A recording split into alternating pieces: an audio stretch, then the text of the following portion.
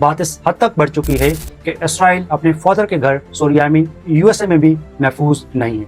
And बताया यही जा रहा है कि यूएसए में भी जूस के ऊपर, इसराइली के ऊपर number of the attacks record किए गए हैं। काफ़ी न्यूज़पेपर तो ये कह रहे हैं कि ये जो इसराइली हैं, यहूदी हैं, इनके पास राइट टू लाइफ भी नहीं है, राइट टू एग्जिस्ट भी नहीं है, क्योंकि ये धरती के ऊपर बोझ है। Canada, Italy, Australia, USA, British and list goes on. But in सारे कंट्रीज में शायद ही कोई ऐसा वीक गुजरा हो जिसमें इसराइलियों के ऊपर, जिसमें यहूदियों के ऊपर रिकॉर्ड लेवल पर अटैक ना किए गए हो। उनके एक रिपोर्ट तो हमें ये बता रही है कि 60% जो अमेरिकन है वो अपने बेटे के लिए अब फेवरेबल व्यूज नहीं रखते। तो टाइम ऑफ इसराइल ये रिपोर्ट कर रहा है कि पूरी दुनिया अगेन जूस के लिए, यहूदियों के लिए एक खतरनाक जगह बनती जा रही है। Canada, Italy, Australia, USA, British and list goes on. But in सारे कंट्रीज में शायद ही कोई ऐसा वीक गुजरा हो जिसमें इसराइलियों के ऊपर, जिसमें यहूदियों के ऊपर रिकॉर्ड लेवल पर अटैक ना किए गए हो, उनके ऊपर लान तान ना की। बात इस हद तक बढ़ चुकी है कि इसराइल अपने फादर के घर यूएसए में भी महफूज नहीं है। एंड बताया यही जा रहा है कि यूएसए में भी जूस के ऊपर, इसराइली के ऊपर number of the attacks record किए गए हैं। एक रिपोर्ट तो हमें ये बता रही है कि 60% जो अमेरिकन है वो अपने बेटे के लिए अब फेवरेबल व्यूज नहीं रखते। टाइम ऑफ इसराइल ये रिपोर्ट करता है कि वो न्यूयॉर्क, जो कि पहले इसराइली लॉबी का हब हुआ करता था, वहाँ पर एपेक जैसी ऑर्गेनाइजेशन काम करती थी, जो कि इसराइल की फेवर में डिसीजन वहाँ पर हुआ करते थे। अब वहाँ पर रिसेंटली जब वहाँ पर इलेक्शन हुए तो वो कैंडिडेट्स जो कि एंटी इसराइल थे, जो कि इसराइल के अगेंस्ट में बात करते थे, वो इलेक्शन जीत गए। एंड वो कैंडिडेट्स जो कि प्रो इसराइली थे वो इलेक्शन हार चुके हैं।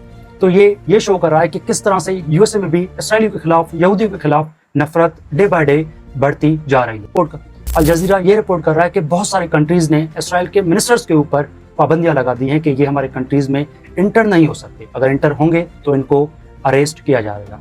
द हिल न्यूज़पेपर ये रिपोर्ट कर रहा है कि इसराइल बेसिकली एक सेल्फ डिस्ट्रक्टिंग कंट्रीज है। क्यों सेल्फ डिस्ट्रक्टिंग कंट्रीज हैं? क्योंकि इसराइल की जो पॉलिसी है toward the Gaza, toward the humanity, वो इतनी डेंजरस है, वो इतनी वर्स है कि पूरी दुनिया उनसे नफरत कर रही है।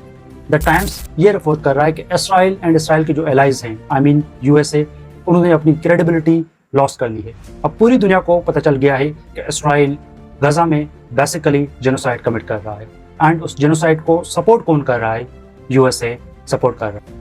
दिस इज द रीजन कि इसराइल एंड यूएसए की जो क्रेडिबिलिटी है अब पूरी दुनिया में वो खत्म हो चुकी है। एंड टाइम ऑफ इसराइल में यहाँ तक कोट किया गया कि इवन दो अब हम हिटलर के दौर में नहीं है, जर्मन न्याजी के दौर में नहीं है, बट इसके बावजूद यहूदी इसराइल परेशान है। वो क्यों परेशान है? क्योंकि पूरी दुनिया उनके लिए अब खतरा बन चुकी है। पूरी दुनिया में हर जगह पर उनके ऊपर अटैक्स हो रहे हैं। काफी न्यूज़पेपर तो ये कह रहे हैं कि ये जो इसराइली हैं, यहूदी हैं, इनके पास राइट टू लाइफ भी नहीं है, राइट टू एग्जिस्ट भी नहीं है, क्योंकि ये धरती के ऊपर बोझ है। क्योंकि इसराइल की वजह से गजा में जेनोसाइड कमिट किया जा रहा है। एंड मिडिल ईस्ट में जो आप अनरेस्ट देख रहे हैं, वहाँ पर जो वार देख रहे हैं, पूरी दुनिया में जो इकोनॉमिक क्राइसिस चल रहे हैं, उसके पीछे रिस्पॉन्सिबल कौन है? Obviously Israel. आपके क्या व्यूज हैं, आपकी क्या राय है कि एक ऐसी स्टेट जो कि मासूम बच्चों को शहीद करना जायज समझते हैं, उनके पीछे जस्टिफिकेशन देते हैं कि जो भी फलस्तीन में, गजा में बच्चा पैदा होता है, इवन दो वो 1 साल का है, 1 महीने का है, 1 हफ्ते का है, वो सारे हमास है, उनको वो सारे हमास नजर आते हैं। दिस इज द रीजन वो जो भी बच्चा देखते हैं उनको शहीद कर देते हैं, उनको कत्ल कर देते हैं। क्या ऐसी स्टेट को राइट टू एग्जिस्ट है? क्या ऐसे लीडर्स को, ऐसे इंसानों को जीने का हक है या नहीं? Thank you very much.